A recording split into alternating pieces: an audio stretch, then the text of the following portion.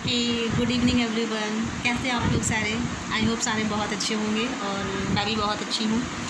और अभी जैसे कि आप लोग देख पा रहे हैं, अभी शाम का 7 बज चुका है और मेरा भी शाम को जो भी मेरा पूजा पाठ का जो भी वो रहता है, टाइम रहता है, वो हो चुका है। पूजा पाठ मैं कर चुकी हूँ क्योंकि 6 बजे मुझे पूजा अपनी स्टार्ट करनी ही होती है, क्योंकि मतलब वो मेरा एकदम फिक्स टाइम हो चुका है। तो अगर मैं उस टाइम पे नहीं करती हूँ ना, तो मुझे ऐसा लगता है कि मेरा कुछ अधूरा सा काम रह रहा है। ठीक है, तो ये सारी चीज़ें हैं, तो वो सारा काम हो चुका है। और दोपहर में मैंने आपको अपना छोटा सा एक ब्लॉग डाला था, उसमें मैंने आपको बताया था कि मेरे घर में कुछ मेहमान आने वाले हैं। तो मेरी सिस्टर और मेरे जीजा जी आने वाले थे और वो मैंने सरप्राइज़ रखा हुआ था। मुझे लगा था कि उस टाइम पे मुझे टाइम मिलेगा तो मैं एक छोटा सा ब्लॉग शूट कर लूँगी, बट टाइम नहीं मिल पाया। एक्चुअली वो लोग आने में थोड़ा सा लेट हो गए और फिर आपको पता ही है कि घर पे अगर कोई गेस्ट आया हो तो टाइम बिल्कुल नहीं मिल पाता है। फिर उनकी मेहमान नवाजी करने में, ये कह सकते हैं कि उनका नाश्ता वास्ता खाना पीना करवाने में बहुत ज़्यादा टाइम लग गया है। 5 बजे वो लोग गए यहाँ से। 5 बजे से जाने के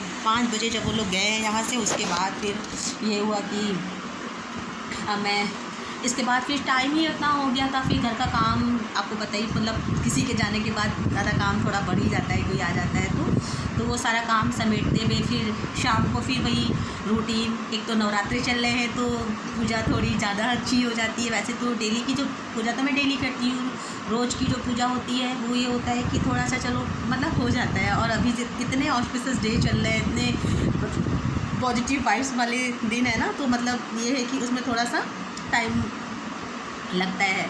तो फिर वही सेम नहाना धोना पूजा, फिर चेंज करके ना कपड़े वपड़े बदल के फिर अच्छे से पाठ वाट करके तब जाके कहीं पूजा होती है। तो उसमें थोड़ा सा टाइम लग जाता है, बट अच्छा भी लगता है। तो घर में एक पॉजिटिव सी वाइब्स आती हैं बहुत, चारों तरफ एकदम अच्छा सा ऐसा लगता है घर के अंदर एंटर करते ही कि एकदम सारी नेगेटिविटी जा चुकी है। बहुत ही अच्छा है ना। तो ये सारी चीज़ें हैं, इस वजह से मैं दिन का ब्लॉग शूट नहीं कर पाई। तो अभी मुझे टाइम मिला, अभी थोड़ा सा फ्री हुई हूँ, तो वो सारा इसलिए मुझे लगा चलो छोटा सा ब्लॉग एक शूट कर लेती हूँ। तो ये सारी कहानी है। और शाम का हाल तो मत पूछिए, यहाँ पर काफ़ी गर्मी हो रही है और टेम्परेचर यहाँ पर आप कह सकते हैं कि 42 के आसपास तो पहुँच चुका है।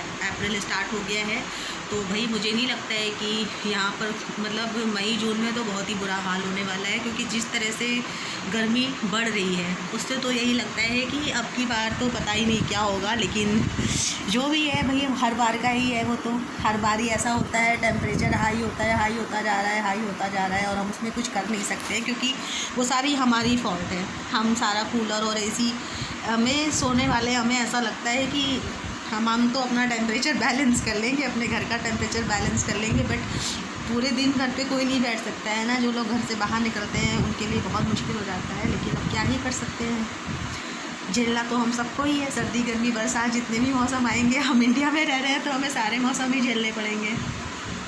तो ये सारी चीज़ें हैं। अभी तो ये है कि बाहर का मौसम तो बहुत ही बिंदास है। शाम हो चुकी है, वैसे पता नहीं आपको दिखाई देगा कि नहीं दिखाई देगा, अंधेरा हो चुका है।